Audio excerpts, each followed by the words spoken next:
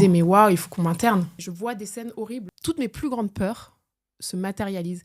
Bienvenue dans La Leçon, le podcast sur l'art d'échouer. Aujourd'hui, j'accueille à nouveau mon amie Manon Allender pour un épisode un peu particulier.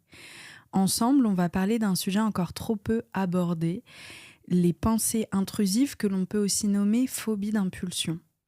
Voici une définition qui devrait vous éclairer. Une phobie d'impulsion ou pensée intrusive est un symptôme médical caractérisé par la crainte obsédante de commettre un acte délictueux, transgressif ou dangereux pour soi-même ou pour autrui. Vous l'avez peut-être vécu déjà en voiture, cette pensée irrationnelle qui vous vient en tête. Et si je mets un coup de volant là pour tomber dans le fossé, qu'est-ce qui se passera ? La phobie d'impulsion, c'est ça. Mais fois puissance 100 000. Des pensées qui s'imposent à nous sans qu'on les invite, qui tournent en boucle jusqu'à devenir obsessionnelles, qui prennent vie à cause d'une forte anxiété que le corps a du mal à gérer, du mal à évacuer. Manon a accepté de raconter avec une sincérité bouleversante la période où elles ont pris toute la place dans sa vie et surtout, et ça c'est très important, comment elle a réussi à s'en libérer peu à peu pour aujourd'hui se sentir bien, apaisée et se dire que ça appartient au passé. Coucou mon chou. Salut Paulette. Bon, je dis mon chou parce que t'es ma bête de pote. Voilà. Et qu'on a commencé à en parler, je me rappelle très très bien, dans un taxi, toutes les deux. Tu m'avais déjà dit que tu avais une période dans ta vie avec une très forte anxiété, mais j'avais pas pris conscience de l'importance qu'avait pris tout ce mécanisme qui avait pris toute la place dans ta vie, quoi. Ah oui, c'est vraiment une période où ces processus étaient presque drive et tout. Ouais, Tout c'est chez ça. moi. Mon émotionnel, mon quotidien, même, on va en parler, mais autour des phobies d'impulsion, du coup, tu crées des choses pour les éviter. Et donc, en fait, ça change ton quotidien. Oh, wow, ok, d'accord. On en parlait de l'anxiété. C'est vraiment ça, c'est quand l'anxiété devient beaucoup trop importante à gérer pour le corps, les émotions beaucoup trop dans tous les sens, le corps sait plus comment évacuer, il commence à créer ce sort de petit processus-là presque pour se rassurer. Qu'est-ce qui se passe dans ta vie à ce moment-là pour avoir autant d'anxiété ? Alors, c'est vrai que c'est un peu quelque chose qui est presque arrivé du jour au lendemain. Ah ouais ? En fait, tu ne vois pas vraiment venir. Tu vois, Ok. tu as des états que tu as pendant un petit moment et d'un coup, ils t'explosent à la figure parce que tu n'as pas écouté, parce que tu ne sors pas de tes schémas, Et en fait, la vie te met un espèce de mur dans la gueule que tu es obligé de prendre à ce moment-là. La première fois que je m'y suis confrontée, le contexte était, j'étais dans une nouvelle relation depuis 6-8 mois, quelque chose comme ça. Je devais avoir monté ma société depuis 4 mois, 5 mois. Ma société qui a cartonné tout de suite et qui a été vraiment une expérience très intense physiquement, émotionnellement, mais qui a été une vraie réussite aussi immédiate. Donc il y avait de la fatigue, il y avait un émotionnel qui était pas mal chahuté. Il faut savoir que moi, très jeune aussi, j'en parle parce que c'est un lien, parce que c'est les mêmes genres de troubles, mais j'ai été boulimique très jeune et c'est un TOC. Hyper intéressant. Et on va en parler des TOC. Voilà, et en fait, c'est un peu les mêmes, c'est une forme de gestion émotionnelle. Et donc, quand tu as 14 ans, tu deviens boulimique pour gérer tes émotions.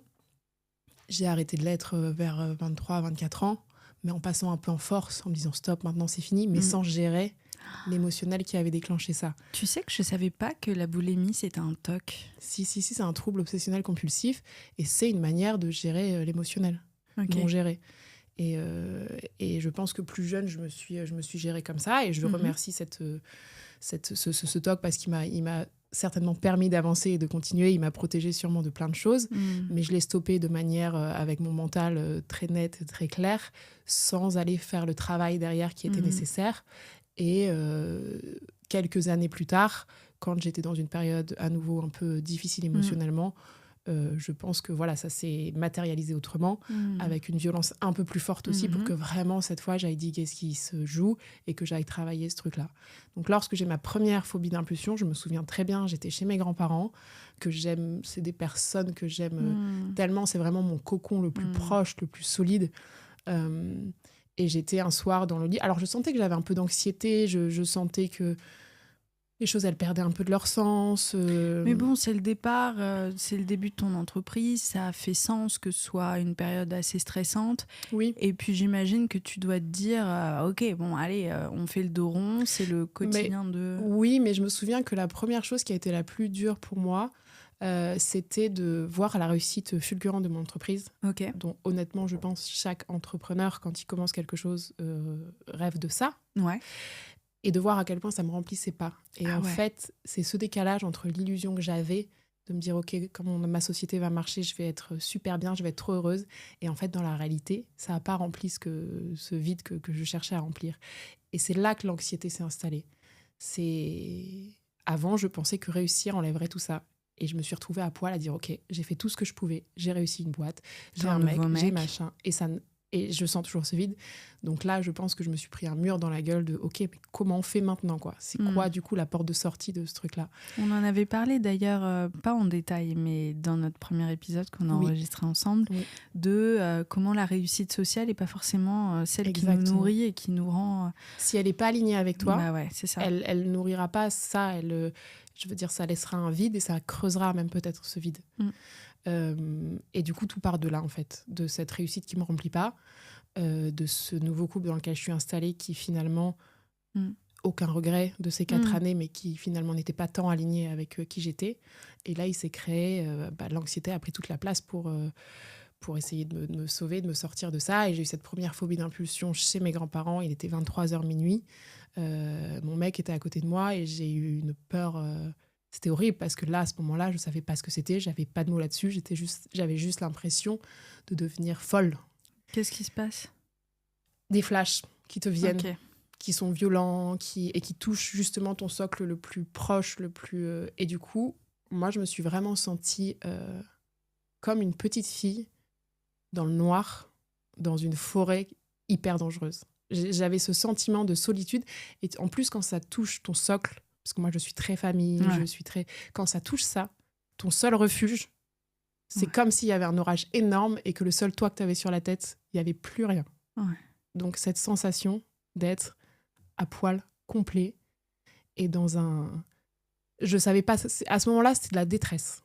C'était ma première crise d'angoisse, parce que ça, du coup, a déclenché une crise d'angoisse chez moi.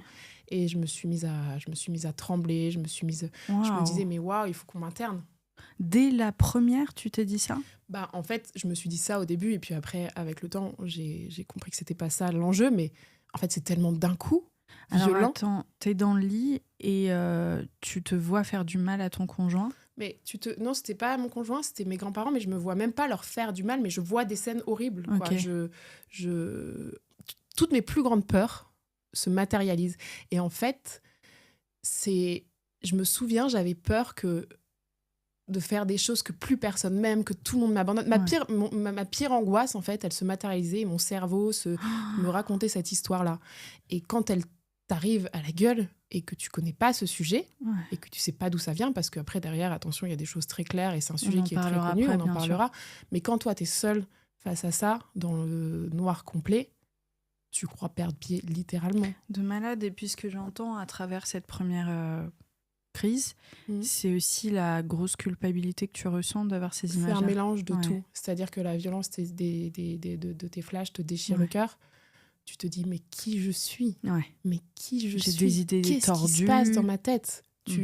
En fait, et c'est naturel et c'est le premier réflexe, mais c'est tout l'inverse de ça. C'est que tu t'identifies quelque part.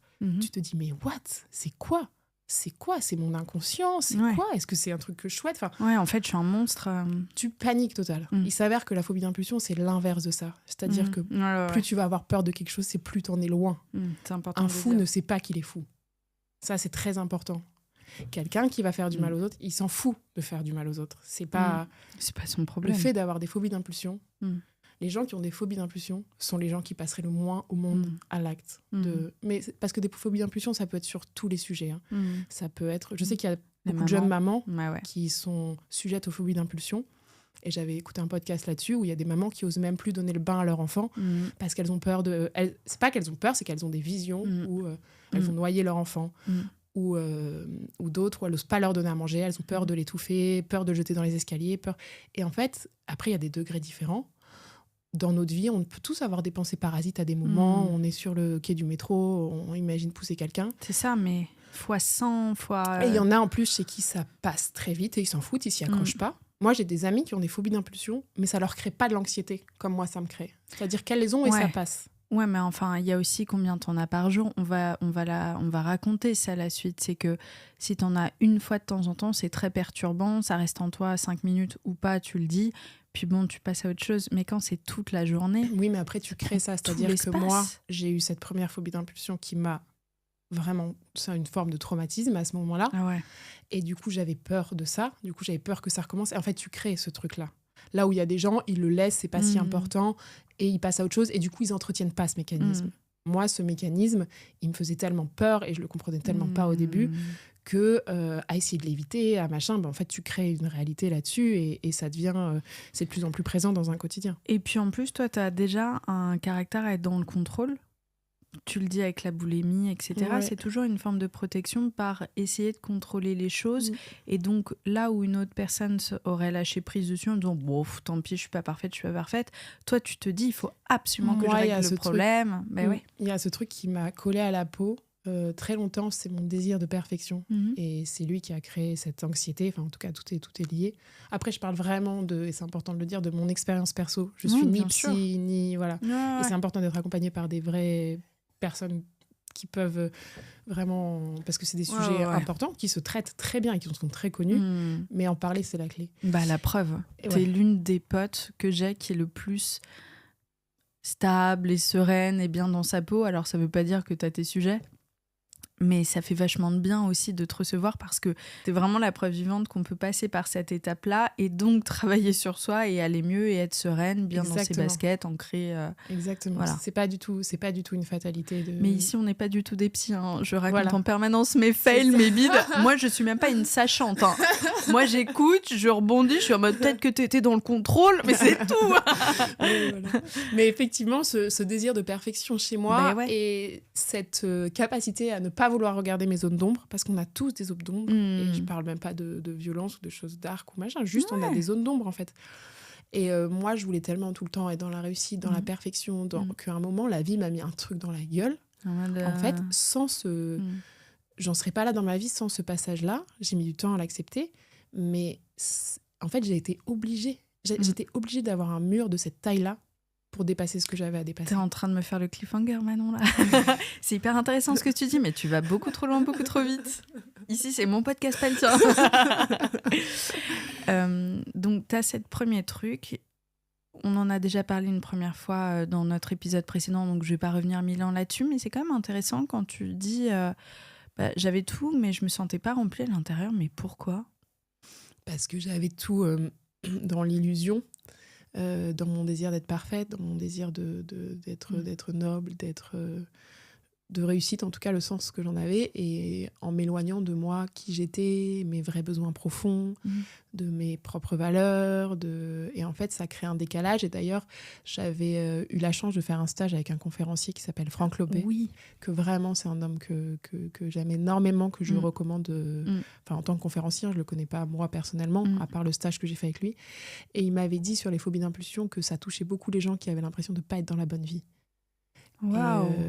Et c'est vrai qu'à ce moment-là, alors ça veut pas dire qu'on doit tout changer du tout au tout, c'est pas du tout ça. Mais ça a dû faire un déclic chez toi.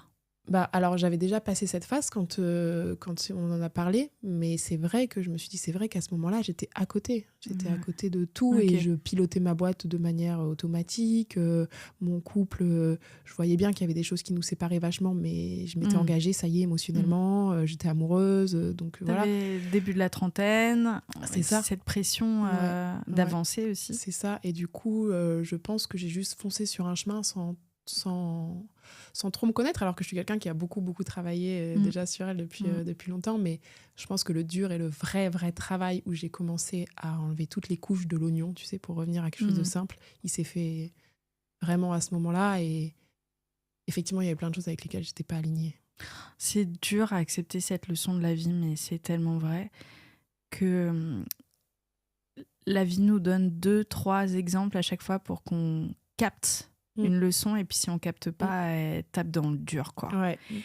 Et on en a déjà parlé. Moi, je me rappelle d'un soir au Cornichon, ce bar-resto où on avait eu une discussion sur le sujet, sur le domaine amoureux. C'est dur à digérer, ça, que la vie nous met plusieurs fois face à un truc qui va pas, et que si on veut pas l'entendre, elle va passer à la vitesse supérieure. Ouais. En fait, c'est dur à digérer quand tu es encore dans le process. Une fois que le process est terminé, tu es en paix avec ce... Tu es en mode merci du cadeau, c'était mal emballé, mais quand tu es dedans... C'est super dur. C'est dur. Et puis tu n'as pas envie, en fait. Mais non. Tu n'as pas envie de te dire que, putain, tu n'es pas encore... T'as encore du taf et il y a encore ce... Laissez-moi 1 ou 2 ans de répit. En fait, moi, je me dis ça parfois. Mais non, en fait, la vie, c'est pas ça. Non, mais après, je sais pas si... Je pense que tu l'expérimentes aussi, mais des choses qui nous font avancer, on en a toute notre vie et je nous le souhaite. C'est juste la gestion et la violence, c'est beaucoup plus modéré. Quand on sait écouter dès le départ. Quand on a construit déjà un socle solide, après, c'est beaucoup plus OK, en fait, ce que la vie nous envoie. Je vous l'ai dit qu'elle est stable et équilibrée. Tout ça pour revenir. Alors, donc, on va rembobiner parce que moi, je veux comprendre vraiment dans le détail ce qu'est ton quotidien pour ceux qui le vivent. Parce que c'est vraiment un sujet que j'entends, dont on entend très, très peu parler, hein, franchement. Oui.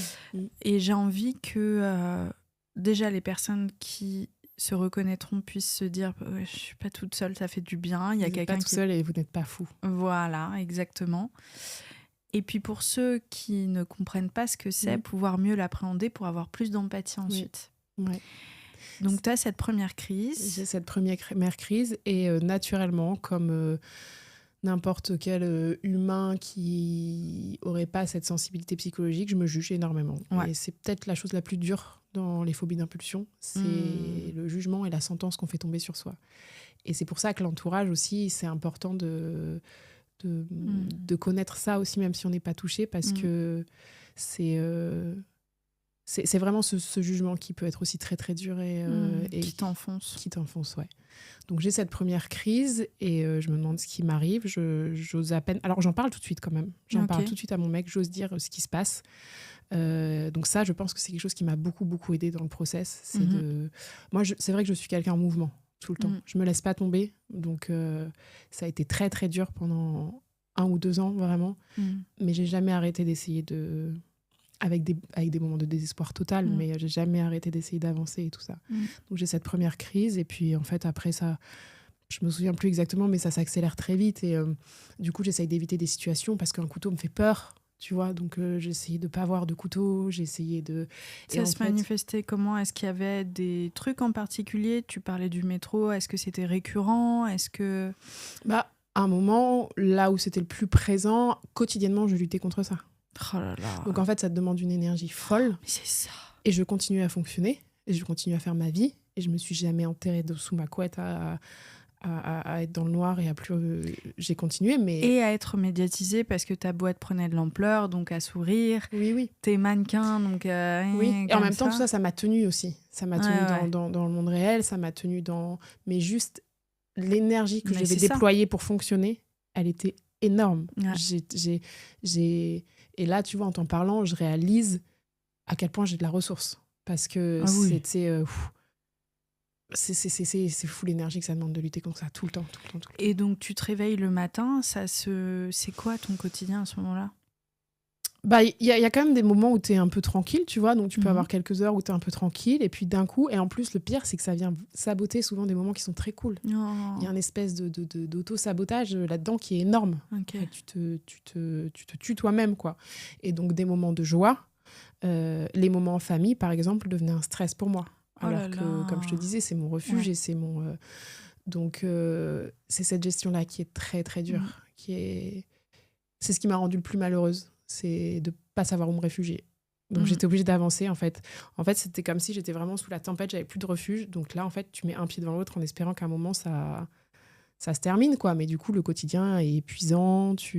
C'est de l'anxiété. C'est une... Je pense que clairement, à ce moment-là, c'est un état dépressif...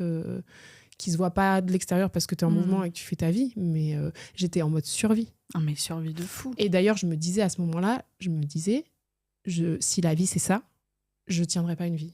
Oh mais tu m'étonnes. C'était vraiment ça. Je me disais, ok, je continue, je lâche pas, j'avance. J'ai jamais eu de pensée suicidaire ou autre et tout ça. Mais je me disais, si la vie c'est ça, c'est pas possible, je tiendrai pas toute une vie, tu vois. Et c'était toujours toi qui provoquais des actions destructrices ? Est-ce que c'était... C'était souvent moi qui faisais du mal. Okay. Et en fait, ça, je pense que ça vient de ma peur immense qu'on ne m'aime plus. Oh. Qu'on me rejette, qu'on m'abandonne. Et je pense que c'est un truc que j'avais en moi. Et en fait, c'était du coup le truc qui pouvait faire que le monde entier m'abandonne. Et du coup, en fait, je me confrontais du coup à ma plus grande peur. Parce que je me disais, mais un jour, je vais être, seule. Et il y en a d'autres, il y a des gens qui ont des phobies d'impulsion. Par exemple, j'avais écouté un podcast d'une jeune fille qui avait trop peur d'être pédophile, par exemple. Alors, elle n'osait pas avoir d'enfants. Elle n'osait pas s'approcher d'enfants, elle n'osait pas... Sauf qu'un pédophile, il n'a pas peur d'être pédophile. Non. C'est... Et donc voilà, ça se matérialise pour chacun différemment. Okay. Et moi, je pense que c'était lié à cette peur de l'abandon. Ouais. Et du coup, ces flashs me mettaient dans la situation la pire qui puisse exister pour que tout le monde m'abandonne. Presque pour te rassurer inconsciemment en me disant, je vais répéter ce scénario où je vais jusqu'au bout pour voir ce que ça donne, pour déjà processer les émotions qui m'arriveront forcément. Tu vois ce que je veux dire ou pas ? Oui. C'est parfois ton cerveau, il pense se rendre service en créant une espèce d'histoire qui n'est pas du tout la vérité. Et ça le fait à toutes les échelles, à chacun. Ça. Sauf que toi, c'est puissance 10 000. Ah ouais, c'était... Et quand on parle à ton entourage, bon, j'imagine que tu le dis pas dès qu'il y a une pensée, parce que sinon... non, après, il y avait des moments de grande anxiété où de toute façon, ça se voyait, c'était dur pour moi. J'avais quand même du mal à connecter avec la réalité. C'est ça, à regarder les gens dans les yeux et tout. Ouais. J'en ai quand même vite parlé. Après, effectivement, pas à tout le monde au début, parce que tout le monde n'est pas capable de... Ouais, bien sûr. Après, je suis quand même entourée, et c'est l'entourage que je me suis créé, de gens qui ont une compréhension de l'humain assez poussée. Donc j'ai cette chance-là dans ma famille aussi. J'ai cette chance-là d'avoir... un grand frère qui m'a accompagnée là-dedans, où je me suis jamais sentie jugée ou qui est très sensible, folle, ou empathique. Après, j'ai 2 autres frères qui sont un peu moins là-dedans, juste ils comprennent pas, ils disent arrête d'y penser. Putain, j'aimerais être un homme. Donnez-moi le bouton. Tu es triste, arrête. Tu le connais ce même ou pas? Non. Oh putain, je vais te le mettre ici, mais c'est incroyable. D'accord. Non, mais donc j'étais quand même assez entourée. J'avais une psy aussi. Ouais. Qui m'a très vite... En fait, tout de suite, j'ai très vite eu la chance qu'on me dise « Mais je connais, c'est ok, tu n'es pas folle. » Déjà, ça fait vachement de bien de donner un terme à ce truc-là. Ah, mais oui, ça complètement. Et en fait, c'est vrai que quand j'en ai parlé autour de moi, il y a beaucoup plus de gens qu'on imagine qui sont touchés par ce truc-là. Et j'ai des amis très proches même, qui n'en avaient jamais parlé et qui avaient ça depuis longtemps, bien plus longtemps que moi. Et je me suis dit, ok, c'est cool en fait, au lieu d'être chacun dans son coin à se débattre avec sa petite guerre intérieure qui est hyper hard et dark, bah de ça, tu peux en faire quelque chose. Et c'est des sujets qui sont durs à assumer. Et je pense qu'il faut un peu de recul aussi pour en parler, parce que il faut l'avoir digéré, accepté et savoir que c'est loin de toi et que c'est pas du tout ton identité. Mais très vite, quand même, j'ai eu cette chance d'être bien accompagnée. En fait, le souci, c'est que tout part du fait qu'on ressente de la honte lorsqu'on a des pensées comme ça. Bah, évidemment, ça mure tout le monde dans le silence. Ouais. Personne va arriver chez ses potes en disant j'ai vu un bébé, j'ai voulu le... tu vois. Ouais. Donc évidemment que l'info circule pas et en plus de ça, parce que ce sont des images qui sont très violentes et donc très difficiles à voir et à ressentir, on a tout de suite envie de les mettre sous un tapis, parce qu'aucun être humain prend plaisir à ressentir ça. Non, mais donc mettre sur le tapis, sous le tapis, plus ressentir de la honte, bah, personne communique sur le sujet. Évidemment, c'est un sujet où évidemment, tout est réuni pour ne pas en parler. Mais c'est ça. Et c'est le plus grand drame des personnes qui vivent ça dans le silence, je pense, c'est que ça peut isoler en fait.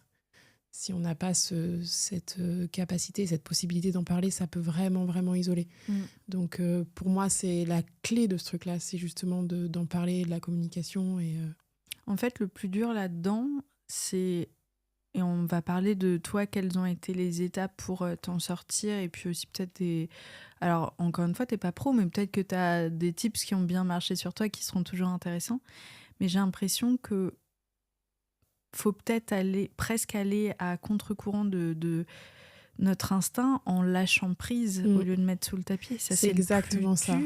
C'est exactement ça. En fait, moi, une des premières choses qu'on m'a dites Alors déjà, quand j'ai eu ces phobies d'impulsion, je me suis dit, ok, bah là, franchement, je suis au fond. Enfin, franchement, je me suis sentie au fond du trou, quoi. Je me suis dit, je veux bien tout essayer. Toutes mes barrières sautent. Je veux bien essayer des chamans, la psychologie. J'étais là, je suis un cobaye, en fait. Allons-y, quoi. Et une des choses qu'on m'a dit aussi, c'est, mais accepte. Et au début, le fait qu'on me dise accepte, ça me terrorisait encore plus. J'avais l'impression que si j'acceptais, je devenais cette personne dans mes flashs. Alors, on me disait ça me coupait le souffle et tout. J'étais là, mais attends, comment tu peux me dire d'accepter et tout. Mais en fait, c'est pas du tout de cette acceptation dont on parle. On parle d'accepter que ça fasse partie de toi d'une manière ou d'une autre. Pas l'action en lui-même, mais juste cette anxiété, que ça fasse partie de toi. Et de pas juger ça, de pas venir créer, comme je disais tout à l'heure, une sentence en plus. Ça ne définit pas ton identité, loin de là. Ça ne définit pas qui tu es. C'est pas et c'est ce truc-là à accepter, de se dire ok, la complexité de mon être, la complexité de ce que je suis. On n'est pas que lumière, on est ombre aussi. On a tout ce truc-là, et d'accepter cet ensemble et tous ces paradoxes qui vivent en nous, toutes ces oppositions, et de lâcher effectivement, parce qu'il y a une forme de contrôle avec ces choses-là. Et ouais, mais ça doit être d'autant plus dur cette phase d'acceptation, parce que, et c'est pas forcément vrai, mais on se dit qu'il faut faire le deuil de la personne d'avant. De toute façon, c'est une mort pour une renaissance. En général, quand tu traverses une période comme ça, c'est... Mais c'est dur, parce que dans ces cas-là, on se dit avant j'étais, et en acceptant qu'en ce moment c'est le cas, c'est terrifiant, parce qu'on se dit peut-être que la nouvelle moi, c'est cette personne-là. Exactement. En fait, moi, j'étais terrorisée. Déjà, j'avais jamais su lâcher dans ma vie. Depuis petite, j'entends « mais lâche prise, Manon, mais lâche prise ». Chez le masseur, tu dois avoir le dos comme ça. Mais c'est même pas tant dans le corps et tout, et puis c'était une notion que je captais pas tant que ça. J'étais là, ouais, ok, je vois la définition écrite, mais... En plus, ça marchait bien pour toi, pourquoi lâcher ? Ouais, je voyais pas où ça résonnait et tout, mais on m'a toujours dit ça. Et en fait, moi, dans ce moment-là, j'avais l'impression de devenir devenir une nouvelle version de moi, mais une version qui me terrorisait. Et en fait, c'est comme si j'avais à ce moment-là la main sur une porte, qu'il fallait que j'ouvre cette putain de porte pour passer ce cap, mais que derrière cette porte, j'étais terrorisée. J'avais l'impression que j'allais tomber, même quand je faisais des séances en énergétique ou autre, j'avais peur qu'on touche à un truc, ça explose, j'avais peur de me transformer en monstre, j'avais peur, j'étais d'une fragilité, d'une fébrilité absolue. C'est un manque d'estime de soi et de confiance de soi aussi, plutôt d'estime de soi très fort à ce moment-là. Mais je me disais, mais ok, je veux bien lâcher, mais les gars, vous savez pas ce qu'il y a derrière, et ce qu'il y a, c'est horrible. Tout le monde me disait, mais non, il y a rien derrière cette porte, il y a de la lumière. Et je disais, non, mais vous savez pas, c'est horrible. C'était ça mon état d'esprit à ce moment-là. Et du coup, t'as envie de faire confiance aux gens, mais t'as aussi envie de leur dire, tu sais pas et moi je sais. Et ce que je sais, c'est que c'est horrible, tu vois. Et puis au fur et à mesure, à force d'entendre, à force de travailler, tu finis par croire que oui, peut-être il y a de la lumière derrière ça. Tu finis par croire que oui, peut-être ça te définit pas. Tu finis par... Et t'avances comme ça, petit pas à petit pas. Et puis après, tu recules. Et ça, je trouve que c'est des moments très, très difficiles. Quand t'as l'impression d'avoir passé un cap et que tu retombes un peu là-dedans, parce que c'est des process qui mettent du temps, toute évolution. Puis surtout, on pense qu'une guérison, c'est comme ça même. Pas du tout. Pas du tout. Et d'ailleurs, c'est les phases les plus difficiles des guérisons. Je trouve que c'est dans les moments où tu rechutes. Et moi, j'ai eu des moments de désespoir en mode, mais putain, donc c'est ça ma vie. Et je revenais toujours à ce truc de, je ne pourrais pas vivre comme ça.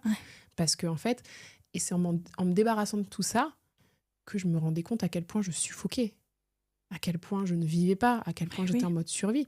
Mais même avant mes phobies d'impulsion, en fait. C'est-à-dire que toute cette période a nettoyé bien plus que juste mes phobies d'impulsion. C'est fou, parce que ce que tu me racontes, je l'ai vécu avec un tout autre domaine. Quand j'ai eu un choc dont j'ai parlé dans d'autres épisodes, j'ai développé des douleurs neuropathiques très très fortes, comme la sensation d'une brûlure au 2e degré sur la peau, et je ressentais cette brûlure du matin au soir. Et c'était uniquement psychologique, mais les nerfs étaient endommagés, tu vois, gonflés, etc. Mais c'était à cause de ça. Et c'est horrible, tout ce que tu décris, je vois très très bien où ça a duré plus de 2 ans. Et après la première année, tu ne te rappelles même plus ce que c'est d'être avec un corps sans douleur et un esprit qui est apaisé. Et ça te brise le cœur pour toi, et tu dois avancer et continuer. Et comme tu dis, les rechutes, tu n'arrives même plus à toi te visualiser guéri. C'est horrible. En fait, moi, à un moment, j'ai vraiment cru que c'était mon état de vie. Ouais, c'est ça. Et ça, il y a de quoi tomber dans une grosse dépression. Si tu restes bloqué là-dedans, ouais. c'est très très dur. Ouais. C'est très très dur. Et ce qu'on voit pas, c'est que les moments de rechute, en fait, t'es clairement en train de continuer à progresser, mais sur le coup, tu le vois même, pas. En général, c'est même des grosses étapes que tu passes. Oui, parce que tu comprends qu'il faut que tu lâches un peu plus. Ça vient forcément retaper dans un truc et tout. Et la vie est quand même vraiment bien faite parce que tu as des petits moments d'accalmie entre deux qui sont nécessaires pour reprendre ton souffle. Et après, tu te retapes la tête dans un truc, mais c'est comme un entraînement intense, tu vois. Tu fais du fractionné, tu respires, tu repars dans le dur, tu respires, mais c'est ça, quoi. Non, mais je rigole parce que toi, tu fais de la course, moi, je hais ça. Non, mais bientôt, je vais la mettre à la course à pied, Paulette au marathon. Pas du tout. Mais commence par venir t'entraîner au ping-pong avec moi. Et Ok, si je viens au ping-pong, tu viens courir ? Ouais. Ok, c'est enregistré. Ok, Paulette. Je pense que tu vas plus t'amuser que je vais m'amuser. Bah ouais, mais je pense que ça va être plus facile pour moi que pour toi. C'est sûr, meuf. Je viens de signer mon arrêt de mort. Bon, bref. Mais ouais, il y a vraiment cette notion de c'est un long travail. C'est un long travail. Mais au fur et à mesure, quand même, tu as de la lumière et tu t'accroches à ça et t'avances. C'est pas que du noir tout le temps sur le chemin, et heureusement. Heureusement.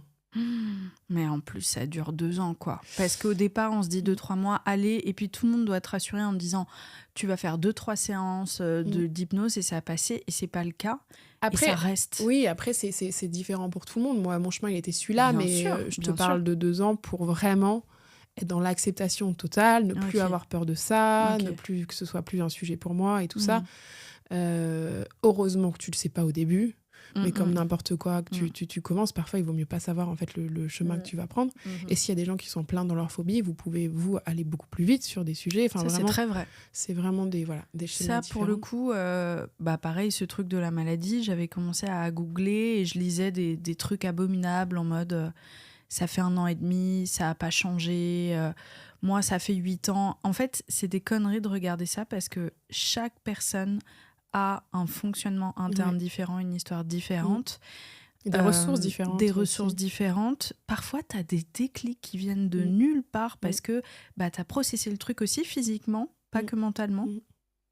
Donc, par pitié, vraiment, tu as trop raison de le dire, ne vous comparez pas parce que tout le monde a son rythme. Exactement. Voilà. Et après, même après 8 ans, tu peux t'en sortir. Tu vois, tout à fait. Voilà. Et je pense qu'il y a des gens qui ont développé ça très jeunes et qui ont l'impression qu'ils vont devoir vivre avec ça toute leur vie, mais non, vous n'êtes pas obligés. En fait, c'est ça le truc de ouf. C'est que on ça peut vivre autrement. Tout Exactement. Tout à fait. Et après, je pense que c'est toujours intéressant de travailler l'esprit et le corps en même temps. Et je pense que ça, c'est vraiment quelque chose qui m'a aidée dans tout ça. C'est que j'ai été travailler avec une psy, un peu en EMDR et d'autres choses. Et j'ai travaillé sur le corps aussi, sur toutes ces mémoires, sur toutes ces crispations, sur tous ces... Et c'est un moment, en fait, où on a vraiment besoin de prendre soin de soi. Parce que ces violences qu'on s'impose, c'est vraiment quelque chose qui est un peu dans l'autodestruction, qui est de l'ordre du manque de l'estime et tout ça. Et en fait, dans ces moments-là, on manque juste cruellement d'amour. Donc, c'est vraiment important de se dire, OK, la lumière, elle est peut-être là, elle est peut-être dans cet amour et dans cet accompagnement que je vais pouvoir me donner, quoi. De la douceur. Ouais.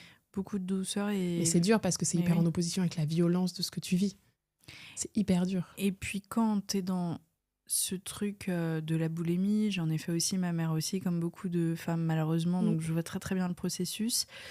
Il y a toujours ce truc tu essayes de contrôler ton mental. Et plus tu rates, plus tu renforces le truc, et donc tout reste à l'intérieur de la tête, alors que les émotions, elles, sont stockées dans ton corps. Donc, il y a une sorte de dissonance entre les deux. Et si tu travailles que ton mental chez le psy, mais que tu n'as pas cet accompagnement, comme tu le dis... beaucoup moins vite. Beaucoup moins vite. Ou alors, tu stagneras peut-être même carrément à des moments. C'est vraiment ultra, ultra nécessaire. Et puis, tout n'est pas obligé de se faire... En fait, toutes les avancées ne sont pas obligées d'être violentes. Parfois, il y a des choses qui peuvent passer... comme ça, dans le corps. Et en fait, c'est juste passé et tu réalises que c'est un cap énorme qui vient de se jouer. Tu vois, il ne faut pas avoir peur d'avancer. C'est pas toujours violent d'avancer. De fou. Et parfois même, tu te rends pas compte que... Tu te rends compte après, en fait. Ouais. Et d'ailleurs, souvent, quand tu passes vraiment un cap sur un sujet, tu le sais même pas. C'est quelques temps après, t'es confronté à un truc où moi, par exemple, sur des sujets, quelqu'un me l'a dit une fois, genre, mais en fait, là, t'as vraiment choisi le bonheur. Et j'étais là, ah ouais, bah ouais, tu vois. Et en fait, quand t'as dépassé le sujet, c'est même plus un sujet, tu vois ce que je veux dire, il existe même plus. Donc, il y a des choses qui se font comme ça, en douceur, qui se construisent, et juste après, avec un peu de recul et de temps, tu te dis, ah ouais, waouh. Ça doit même être dingue pour toi de raconter cette période-là parce que c'est une autre personne, non, qui raconte ça. C'est vraiment une autre version de moi-même. Et pour moi, c'est vraiment aussi cette transition entre l'enfance et l'âge adulte qui pour moi était assez violente. Et il y a plein de femmes, moi ça arrive à mes 30 ans, et je sais que pour plein de femmes ou d'hommes, moi mon père m'avait dit entre mes 30, 33, 34 ans, c'était les années les plus difficiles de ma vie. Ça fait du bien d'entendre ça, parce que c'est pas facile. Non, mais c'est vrai, c'est des années qui te challengent sur beaucoup de choses. C'est déjà des années où tu peux plus trop te mentir, ou en tout cas, si tu es dans une recherche d'authenticité envers toi-même et d'un peu d'alignement, tu peux plus trop te mentir, tu es obligé d'avancer. La vie te confronte si t'as pas fait trop le taf. Après, ça dépend des profils. T'en as qui traversent comme ça sans se poser de questions. Moi, je sais que je fais pas partie de ces gens-là. Non plus. Donc après, on dit là avec ce qu'on est. Et c'est génial, ça m'apporte aussi d'autres choses dans ma vie. Je changerai pas ce truc-là. Avant, j'ai voulu le changer. Je me suis dit, waouh, j'aimerais bien que mon cerveau soit tellement plus simple. J'aimerais bien avoir cette capacité juste à me poser sans réfléchir, sans machin. Vraiment, j'ai vraiment un moment où je refusais cette partie de moi et où j'étais en colère contre cette partie de moi. Aujourd'hui, je la chéris, et parce que évidemment, quand on sort avec une richesse et un espèce d'enracinement. En fait, c'est ça, j'ai l'impression d'être un arbre, d'avoir vraiment été chercher mes racines. Ça a été douloureux, mais elles sont là, et quand tu apprends à faire du vélo, tu sais faire du vélo toute ta vie, quoi. Donc aujourd'hui, j'ai plus peur, je sais que je peux sortir d'un truc. Vraiment. Je sais. Ça se sent. Et du coup, c'est vrai que tu abordes la vie avec beaucoup plus de sérénité, et ma sérénité, elle vient de là maintenant, aujourd'hui. Ouais, bah, quand tu as connu des grandes épreuves de vie, tu te dis clairement, je m'en suis sortie, je peux à peu près me sortir de tout. Tu fais plein de séances à ce moment-là pour essayer de trouver des pistes de guérison. Je me rappelle qu'une fois, tu m'avais dit que l'hypnose chez toi, parce que tu avais cette terreur du lâcher-prise, ça n'avait pas du tout fonctionné. Est-ce que tu t'en raconter ? Oui, carrément. En fait, c'est vrai que j'avais testé l'hypnose, je testais un peu tout. Et effectivement, lâcher-prise, c'était très compliqué pour moi, et j'avais toujours peur d'arriver dans quelque chose de très sombre si je lâchais. Et j'avais fait une séance d'hypnose, c'était ma 2e ou 3e séance, et sous hypnose, j'avais une espèce de vague qui me tapait la tête comme ça en permanence, et j'arrivais pas à la faire partir, c'est-à-dire que l'hypnothérapeute me parlait et tout ça, et j'arrivais pas, j'avais ce truc-là. Donc tu te faisais un peu noyer, quoi. Je me faisais noyer, je me faisais malmener, et du coup l'hypnose continue d'avancer, et puis là elle me sort de l'hypnose et je sens que j'arrive pas à sortir, j'ai toujours cette vague il se passe plus rien d'autre que cette vague qui vient me taper la tête, quoi. Et j'ouvre quand même les yeux un peu de force, parce que je me dis, faut que je revienne. Et je reviens, et j'étais assez mal, tu vois, un peu blanche, un peu des vertiges et tout ça. Et du coup, elle m'a remise sous hypnose pour essayer de me ressortir de l'hypnose, et elle me faisait monter des marches, tu vois, pour quand t'es sous hypnose, pour revenir à un état de conscience, voilà. Et je n'arrivais pas à remonter ces marches, quoi. Il y a un truc qui me tirait dans le noir en arrière, mais c'était ça allait avec la violence qui se vivait en moi, quoi. Et qui me tirait, et elle a fini par me sortir d'hypnose, et je vous rassure, personne ne reste bloqué en hypnose, hein. C'est vraiment encore ici un cas particulier en plus. Ouais, mais c'est traumatisant. C'était traumatisant, mais c'est très, très... Elle n'avait jamais vu ça, elle, par exemple. Donc je veux pas, les gens, l'hypnose, vous pouvez y aller, c'est bien accompagné, évidemment. Mais en fait, je pense que moi, ça n'allait pas avec mon trouble du moment. C'était ma peur. J'essayais de lâcher prise à tout prix et passer par tous les chemins. Mais allez, lâche prise, ça marche pas. Tu veux lâcher prise, tu vas voir. En plus, c'est horrible parce que ce moment-là, ça te confirme dans cette pensée qui n'est pas vraie. Mais tu te dis, tu vois, j'avais raison de ne pas accepter ma part de noirceur, parce que dès que je veux aller vers elle, elle me tire vers le bas, quoi. Oui, mais là, je pense que dans l'hypnose, on voulait même pas aller sur ma part de noirceur. Tu sais, l'hypnose, je sais plus ce qu'on explorait exactement à ce moment-là, mais c'était même pas ce que tu cherches forcément en hypnose. Je sais plus le sujet, ça aurait été intéressant, mais Je pense que ouais, il y a ce côté que je voulais pas lâcher, j'étais pas prête à lâcher. Et tu disais, justement, derrière la fameuse porte, faites-ma confiance, il n'y a que du noir, regardez ce qui se passe. Ouais. Alors que non. Mais oui. c'est horrible, tu vois, parce que ça confirme une fausse pensée en fait, chez toi. c'est vraiment venu me dire, regardez, je suis pas comme les autres, je vous l'avais dit. Mais oui, c'est atroce, ma pauvre. Ouais.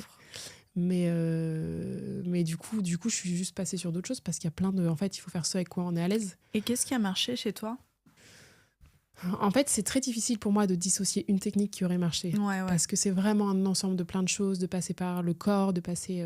Moi, j'ai une chiro à Paris que tu vois aussi d'ailleurs. Incroyable. Donc, elle qui travaille... J'en ai parlé dans plusieurs épisodes même. Ouais, on l'adore et c'est une femme qui... Raconte comment elle fonctionne, c'est intéressant. En fait, donc c'est Pauline qui s'appelle aussi Pauline, pardon. Donc c'est Pauline qui travaille sur le système nerveux. Et donc le système nerveux qui est vraiment tout le long de la colonne vertébrale et jusque dans la nuque et tout ça. Et comme on disait, le corps a quand même beaucoup de mémoire. Il prend même des postures. Moi, par exemple, j'étais beaucoup les épaules rentrées, un peu en avant, avec la nuque un peu tendue. Et ça, c'est aussi ce côté de porter sur ses épaules quelque chose de trop lourd et tout ça. Mais du coup, elle travaille très en douceur. Donc elle va travailler qu'avec ce que le corps est capable d'accepter.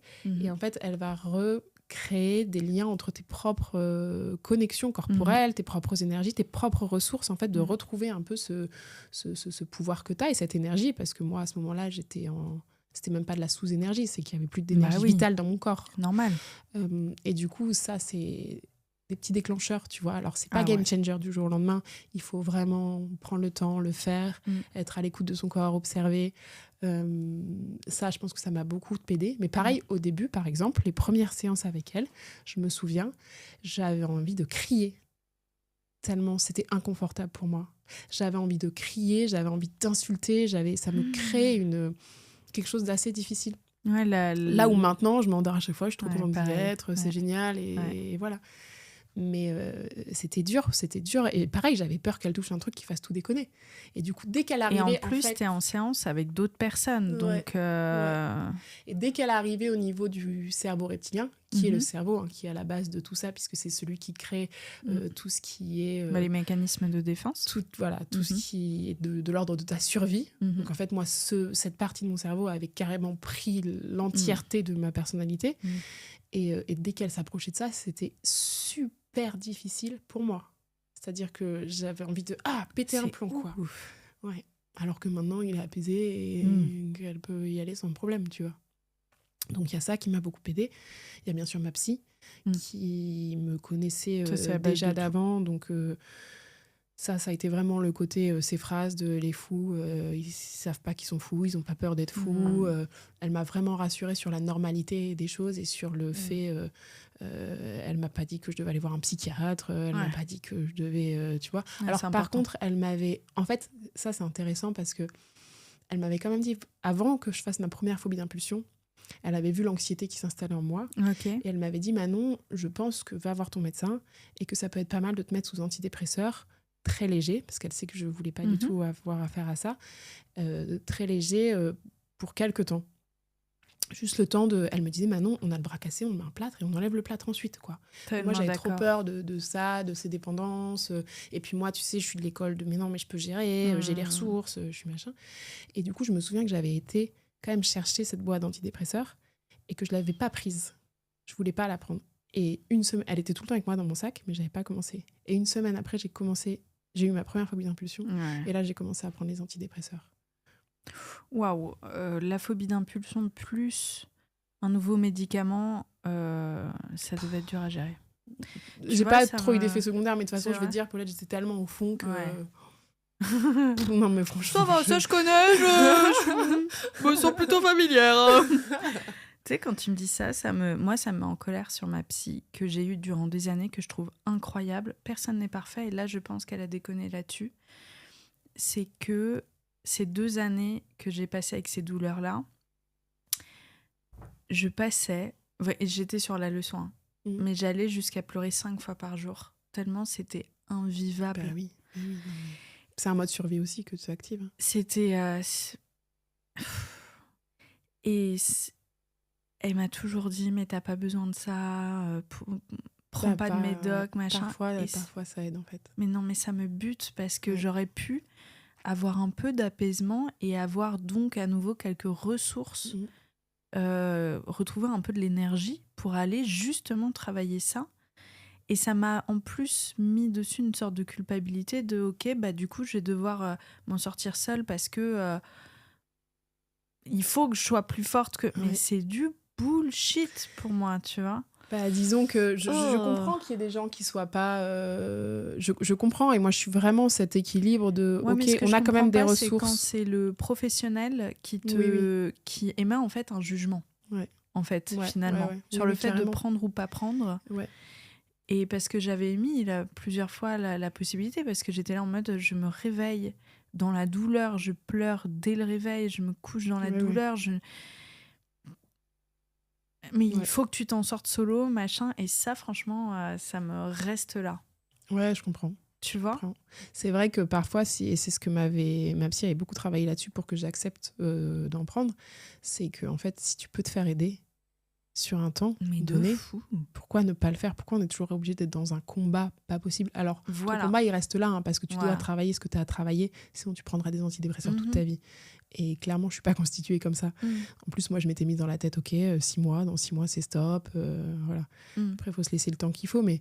Oui, mais comme tu dis, pourquoi est-ce que ça doit être fait dans une sorte de surdouleur alors qu'il y a aussi un chemin qui existe à côté ? Et vraiment, là où elle m'avait convaincue, c'est elle m'avait regardée avec une simplicité. Elle m'avait dit, mais Manon, si tu te pètes le bras, on te met un plâtre et tu l'enlèves et tu rééduques.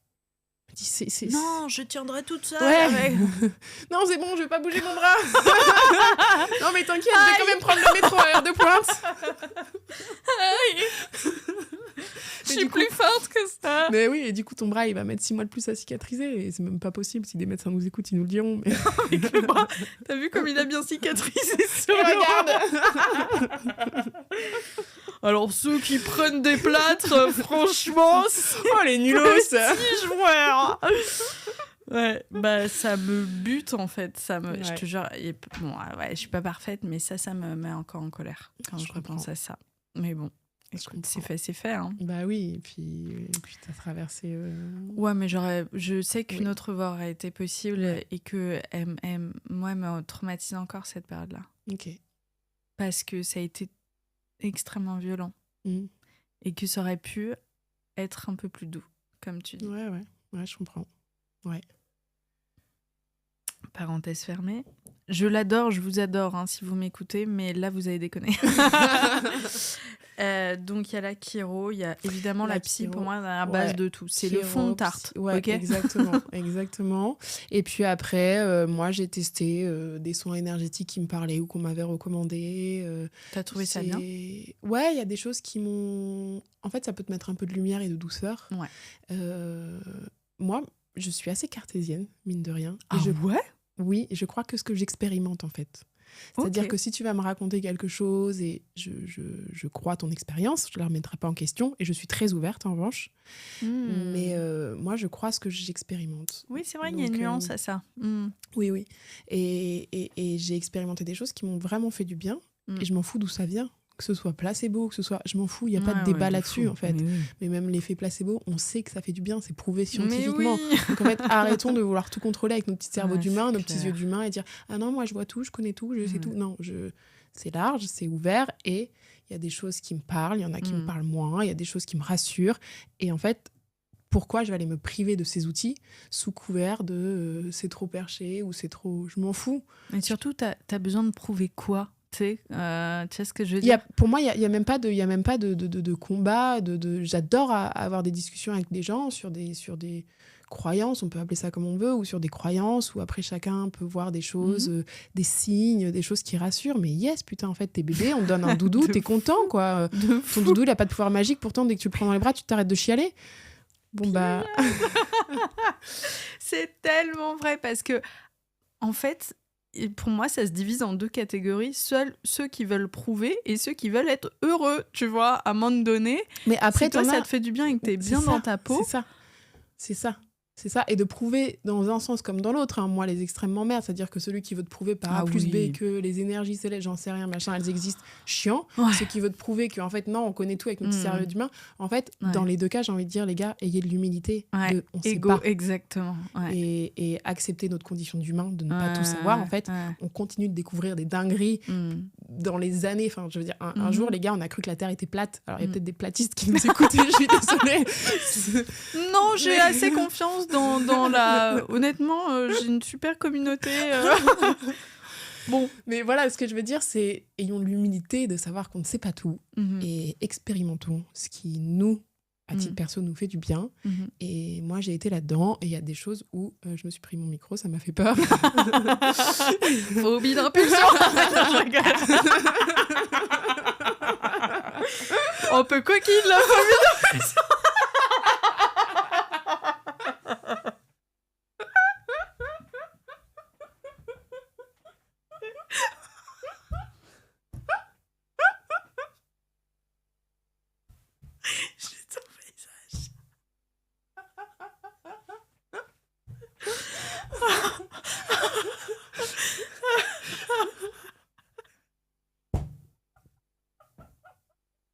Ça repasse en boucle, meuf. On va faire un podcast ASMR de 1 heure de rire.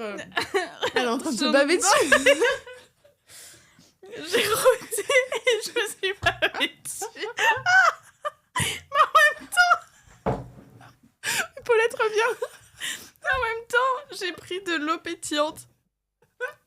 J'ai l'impression d'être François Hollande, tu sais. Tout n'est pas sorti, Manon. Tout n'est pas sorti.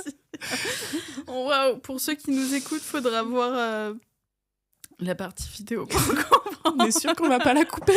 Ah non. Ah non, non. Ah non, c'est le seul truc que je garde. Non, je regarde, c'est l'humiliation. Elle m'a fait dire que des trucs hyper intelligents. C'est la partie micro-fellation qui reste. J'ai fait un extrait vidéo, t'en penses quoi? C'est super ce que tu fais. Non, pas de cross-post, mais je repartagerai en story. Non, Alander vous a bloqué. Oh, je pense que c'est parce qu'elle doit pas capter durant un trail. La tristesse. Ça m'est déjà arrivé. Non, mais méditer, c'est quelque chose qui t'ancre dans le présent. Parlons-en après de la méditation. Ouais. Toi, ça marchait chez toi, la méditation? Oui, mais alors j'y allais très doucement.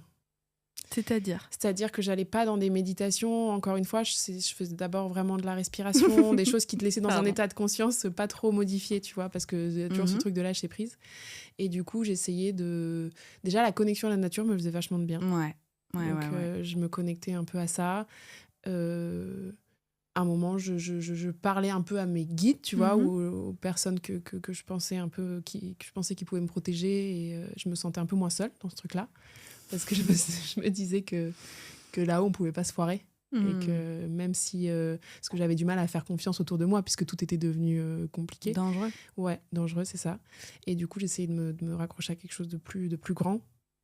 Parce que j'ai écouté tout à l'heure un podcast hyper intéressant. Je vais vous trouver le nom. C'est quelqu'un qui a lui-même vécu des phobies d'impulsion et qui en parle. Donc, je vous invite vraiment à écouter également son podcast qui s'appelle « Anxiété ». Et TOC, le podcast. Déjà, je ne savais pas que le TOC, la phobie d'impulsion, bref, c'était une forme de TOC. Et lui, pour lui, la méditation, c'était une zone de danger. Ben oui, ça m'étonne pas. Ça m'étonne pas, c'est pour ça que je te dis, moi, je méditais, mais de manière assez légère. Je faisais attention aux méditations. J'essayais vraiment de prendre des méditations qui me faisaient du bien, de ne pas descendre trop profond, de la lumière, nature, visualiser un paysage où je me sens bien. En fait, il y a plein de manières de méditer. Et effectivement, il y a des méditations que j'ai stoppées parce que je n'étais pas assez à l'aise. Après, il y a des méditations où je passais ce cap parce qu'il y avait un moment inconfortable. Il faut l'accepter. C'est aussi le propre de la méditation. C'était assez dur. Tout passe. Mais quelquefois, j'ai réussi à dépasser ce truc-là. Et ça, vraiment, c'était des belles victoires pour moi parce que ça montre qu'effectivement, tout passe, que rien ne s'accroche et que quand tu acceptes, parce qu'il y a une forme d'acceptation à ce moment-là dans la méditation, quand tu acceptes, c'est pas si gros, en fait. Et il y a vraiment un truc qui me faisait du bien dans la méditation, c'était de me dire, accepte cet inconfort et vois ce qu'il y a derrière. Et plus d'une fois, j'ai accepté l'inconfort et effectivement, c'était un peu plus lumineux derrière. Et ça, c'est vraiment des choses qui m'ont redonné J'étais un peu moins en apnée, tu vois. Ça m'a redonné une respiration. Tu sais, il y a un truc auquel je pense dans tout ce que tu racontes. Déjà, merci beaucoup, c'est hyper intéressant et drôle, mais c'est avant tout vachement intéressant. Bon, t'étais assez dur avec toi durant... Hyper dur avec moi. Tu bossais, t'allais chez la psy, chiro, massage, énergétique, etc. Donc, tu cherchais à te faire du bien, mais tu t'auto-flagellais un peu aussi en disant « Putain, pourquoi ça va pas mieux ?» Et quand on est dans ce processus-là, on n'a pas assez de recul pour se dire « Mais en fait, ça, c'est génial. Mais pourquoi, à la base, j'ai autant d'anxiété ?» Est-ce que tu traitais ça ? Avec la psy, oui. Ok. Ouais. Et t'as commencé à comprendre Oui, je pense que ça... T'es pas obligée d'entrer dans les détails. Ouais. Non, mais je réfléchis parce que c'est pareil, c'est vraiment plein de choses qui se mettent en place. C'était déjà de déconstruire cette notion de j'ai besoin d'être parfaite pour qu'on m'aime. Ok. Parce que moi, il y a cette notion qui était très forte chez moi. Je comprends. Et du coup, de comprendre que même sans être parfaite, on peut m'aimer, ça enlève déjà un énorme poids que j'avais sur les épaules. Je le travaille toujours, mais c'est vraiment déjà quelque chose de très, très grand. Tout ce qui était dépression et tout, parce que j'ai eu une maman qui n'a pas été très bien dans sa peau et que, étant jeune, je l'ai vue dans des états qui, du coup, moi, je ne voulais pas du tout ressembler à ça et qui me faisaient assez peur. Et je pense que j'ai un peu collé ce stress-là aussi chez moi. Et donc, de comprendre que je n'étais pas ma mère et que j'étais une femme à part entière et que j'avais mes propres ressources et ma propre énergie. Ton propre chemin. Mon propre chemin. Et en fait, mais il n'y a pas un moment de ma vie qui a un traumatisme, qui a créé cette anxiété, qui a machin. C'est plus une construction, des fausses croyances. Et en fait, c'est tout ça, de venir un peu démêler toutes tes certitudes, toutes tes croyances limitantes. Mais de toute façon, quand tu traverses un moment comme ça, c'est vraiment tes certitudes qui explosent. Ah, t'as plus le choix, quoi. Voilà, et de faire exploser les certitudes, ça laisse de l'espace pour construire un truc un peu plus juste. Et donc, c'était un peu ce truc-là, de faire exploser les certitudes sur moi, sur qui j'étais, sur ce que je voulais, tout ça. Ok, donc, je comprends mieux. Parce que je me disais, sans ce socle-là, et c'est vraiment encore une fois là où on dit que la base, c'est la thérapie, et on avance à propos autour de ça, c'est que ça aurait juste fait l'effet de doudou, sans cette partie psychologie et réflexion sur toi, tu vois. Je pense que sans ça, là, sans comprendre ce qui se jouait vraiment... Mais c'est ça. Mais c'est même pas besoin de comprendre, tu vois, si je sais pas te l'expliquer par A plus B de manière très précise, c'est pas grave. Et tu sens quand ça passe dans le corps et quand ça devient juste et quand tu captes que tu passes quelque chose d'important. Mais de toute façon, sans ce travail-là, je n'aurais pas pu accéder à cet apaisement. Ouais. J'aurais peut-être stoppé les phobies et encore je pense pas parce que c'était vraiment le step un peu le boss final. Alors je sais que j'ai encore plein de choses dans la vie, quand je dis boss final c'est vraiment dans la violence mais donc je pense que s'il n'y avait pas eu ce vrai travail qui avait été fait, j'aurais pas dépassé ça, je serais restée dans une forme d'anxiété et puis même j'ai senti, comme je te disais, que j'étais beaucoup moins anxieuse que même avant mes phobies parce qu'en fait je réalise qu'avant mes phobies d'impulsion j'avais quand même ces petits trucs de comme tu disais au début, putain là le volant si jamais je fais ça mais c'était pas grave, c'était dans mon quotidien, ça me crée un petit stress mais ça passait, tu vois. Et puis si t'en parles autour de toi, on te dit mais tout le monde a ça, donc oui. Bon. Mais aujourd'hui je l'ai même plus. J'ai même plus ça. Maintenant, je vois plutôt, tu vois, là où je voyais des formes de petits dramas partout, parce que c'est un peu ça, c'est ton cerveau qui se concentre. Maintenant, je vois beaucoup plus de lumière. Beaucoup plus. Et mon cerveau, maintenant, imagine plutôt les belles issues que tout le reste, quoi. Ouais, c'est un travail de dingue. T'as réussi à prendre le sablier et hop là. Ouais. Et par exemple, je pouvais plus regarder les informations. C'était beaucoup trop anxiogène pour moi. Ça me créait, en fait, chaque fois que j'entendais une histoire horrible, c'était comme si j'étais le protagoniste, c'était comme si je ne pouvais plus entendre une seule histoire. Et encore aujourd'hui, j'aime pas trop aller diguer dans tout ça parce que je trouve que il y a beaucoup de choses sombres qu'on te met et on croit que c'est pas grave au quotidien Je suis d'accord. d'entendre ces histoires, mais en tout cas, je sais que chez moi, avec ma sensibilité, ça a une forme d'impact et qu'il y a aussi plein de choses positives autour de nous. Et sans être dans le monde des bisounours, on a le droit aussi de se concentrer sur la lumière, quoi. On n'est pas toujours obligé de mettre la loupe sur ce qui va mal, sur les histoires sordides. Et c'est vrai que l'humain, parfois, a ce naturel un peu, parce que ça te rassure sur qui t'es. De voir l'ombre des autres, souvent, ça nous rassure sur quelle personne on est et tout ça. Et ça, c'est un truc dont j'ai j'ai pas vraiment envie d'avoir dans ma vie, tu vois, cet accès à... Et puis, est-ce que tu remarques qu'on a envie de consommer ce genre de contenu quand on va pas très bien? Bah, je pense, parce que moi, c'est vrai que ça me... Parce que moi, je me rends compte... Alors, j'adore la télé-réalité américaine, j'assume totalement, mais je me suis rendu compte à des moments qu'il fallait que je fasse des pauses, typiquement pour celles qui connaissent, les Real Housewives of Atlanta, elles ne font que se gueuler dessus. Et en fait, je dois faire des pauses à des moments parce que je me rends compte que ça baisse mon énergie et que je deviens plus anxieuse, plus tendue, plus agressive, que ça pousse la colère qu'on a tous en nous, mais tu sais, ça titille, quoi. Et je me rends compte que j'ai à nouveau envie de regarder ce genre de télé-réalité quand je vais pas très bien. Ouais, c'est vrai que c'est des choses qui... En tout cas, c'est important de les consommer avec clarté et de savoir ce que tu cherches là-dedans, ce que tu as fait. Et c'est pas grave, et c'est cool de le consommer, mais en c'est ce cool moment, aussi je suis dans Vanderpump Rules, j'assume tout à fait. Mais voilà. Et là, on parle encore en plus de choses un peu assez légères et tout ça, mais je veux dire, on a quand même des news qui sont hard au quotidien. Et c'est vrai que j'ai pris le parti pris de plutôt me couper de tout ça. Il y a trop d'autres belles choses. En fait, t'as un temps donné dans une journée et je préfère le solliciter autrement, en fait. Vraiment. Vraiment. Alors que jeune, j'adorais regarder Faites entrer l'accusé. J'adorais... Ouais, plus jeune, ouais. Et aujourd'hui, ça m'intéresse plus du tout. Tu savais pas encore que tu allais noter toutes les meilleures idées pour te les repeuper. Non, pour te les remettre en boucle. Pour me créer mon film ensuite. Oui, c'est ça. She doesn't know. J'étais naïve. Ah putain. Quelle histoire. C'est un truc de fou. Tu dois déjà halluciner de repenser à cette période-là en te disant « Ouah, punaise, j'ai été cette personne-là. » Et ça doit être super émouvant aussi de te dire oh, « J'ai pas eu de pensée depuis mais je sais pas combien de temps, quoi. » Ouais, et c'est vrai que de temps en temps, je me dis que j'ai de la chance.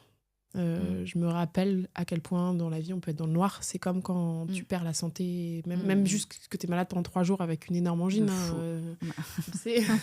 Mais en fait, de ne pas oublier que moi, ma stabilité, ma sérénité aujourd'hui, elle est fragile dans le sens où j'ai envie d'en prendre soin. C'est quelque chose, c'est une chance que je me suis offerte, mais c'est une chance. Et du coup, cette période-là, déjà, m'apporte cette gratitude au quotidien, vraiment de me dire, putain, waouh, un moment, je respirais plus, je suffoquais. Et là, j'ai l'impression d'être connectée à la vie d'une manière tellement plus douce, tellement plus belle. Et ça a d'autant plus de valeur. Ça, c'est évident que c'est vraiment quelque chose qui restera un peu un trésor, quoi. Tu vois, c'est... Ouais, ça fait sens. Donc ouais, et mine de rien, en fait, quand j'y pense, ça me paraît pas si loin et loin en même temps. Et je suis hyper fière de pouvoir en parler sans... Ça m'allume pas émotionnellement, tu vois. C'est une partie de ma vie, c'est comme ça a existé. Mais même si ça t'allumait, ça, ce serait ta sensibilité, tu vois. Ça voudrait pas dire que c'est encore attaché au présent. Non, ça voudrait pas dire, mais c'est vrai que quand il y a un émotionnel encore un petit peu allumé et tout ça, c'est que forcément il y a un truc, et c'est pas grave en fait, c'est complètement ça, ok, c'est pas forcément mal. T'aurais droit, quoi. Ouais, mais je capte il y a Dario qui vient me lécher à ce moment-là. C'est un chien. C'est un chien, Dario est un chien. Et du coup, ouais, c'est vrai que... Ça veut dire quelque chose, ça. Bah, lui, il est arrivé juste au début de tout ça. J'avais pas encore fait ma première phobie d'impulsion. Ou alors si, j'en avais fait une, je sais pas, mais il est arrivé au début de tout ce truc-là. Et c'est un chien exemplaire qui est d'une douceur, d'une gentillesse, qui prend pas beaucoup de place, alors beaucoup de place dans mon cœur, mais qui est pas très demanding, quoi, qui s'adapte beaucoup et tout. Et je pense que, ouais, il a beaucoup... Oh non, il me regarde avec ses petits yeux. Petit cœur. Donc, ouais, ça a été, je pense, une partie du chemin aussi, mine de rien. Ouais, T'es d'accord, Dario? Ça te reconnecte au vivant. Bah, un animal, c'est comme les bébés, c'est comme la nature. Ça te remet dans l'instant présent. Et toi, c'était ce qui était le plus compliqué à rechoper, quoi. Ouais. Et puis, il y a plein de fois où j'ai été obligée de le sortir et ça me sortait de mes propres pensées. Et je rencontrais dehors un voisin. Et en fait, pendant 5 minutes, je respirais. Je me connectais à la personne, à une discussion. Et en fait, dans ces moments-là, vraiment, si je peux donner un conseil, c'est de regarder toutes les petites marches qu'on monte. Et on a l'impression que parfois, c'est pas une marche. Mais en fait, si dans un moment hyper compliqué, vous arrivez à prendre 5 minutes où vous êtes bien, c'est déjà 5 minutes de gagner. Prenez tout ce qu'il y a à prendre et surtout reconnaître ces moments-là. Parce que c'est ces moments-là qui font qu'on sort complètement après potentiellement de ce tourment et tout. Et ils sont super précieux. Super. Punaise, c'est tellement intéressant. Et puis j'ai envie de rajouter aussi vraiment garder en tête que tout passe et que ce qui semble être une éternité pour vous à l'instant peut, tu le disais, complètement passer sans espace-temps. Voilà. Moi, je me suis tellement sentie bloquée dans le désespoir, mais le vrai désespoir. Et c'est ça que j'allais dire pour terminer, c'est en fait, je me souviens de la sensation que j'ai pu avoir à ce moment-là et je vois où je suis arrivée aujourd'hui. Et au milieu de ça, il y a du coup une espèce de truc, une espèce de je sais pas, de force ou de confiance qui se crée. Ok, j'ai la foi et tout passe. Tout passe, ça c'est tellement vrai. Tu sais, je continue de temps en temps à avoir des douleurs neuropathiques. Et dans ces cas-là, j'observe ma douleur, ce que je pouvais pas faire avant. Parce que t'étais allumée tout de suite. En me disant, tiens, c'est marrant, pourquoi est-ce que ça s'active ? Ok, merci, je te vois. Et ça passe. C'est génial. En 20 minutes. Quoi. C'est ouf, hein. Et ça, maintenant que tu sais le faire, tu ne le perdras jamais. Ouais, tu sauras toujours le faire. Écoute, jusqu'à la prochaine histoire. Tu sauras toujours le faire. En tout cas, il y a un sort de truc où quand tu passes de l'autre côté, même quand tu rechutes, t'as moins peur. Bah ouais. T'as moins peur. Et c'est vrai que c'est ce qu'on disait, c'est plus tu vas mettre une loupe et plus tu vas paniquer et plus la chose va exister et prendre de l'ampleur. Et c'est normal, ça fait partie du process, mais à un moment, tu prends de la hauteur, du recul sur ça, tu le regardes différemment et tu te rends compte que c'est pas si important, que c'est pas si grave, que c'est pas... Et à ce moment-là, les choses, elles avancent beaucoup plus vite. Ouais, ça y est, là, c'est le moment où tu te libères. Exactement. Et tu lâches prise. Ouais. Merci beaucoup, Manon. Merci, Paulette. C'était trop beau, cet épisode.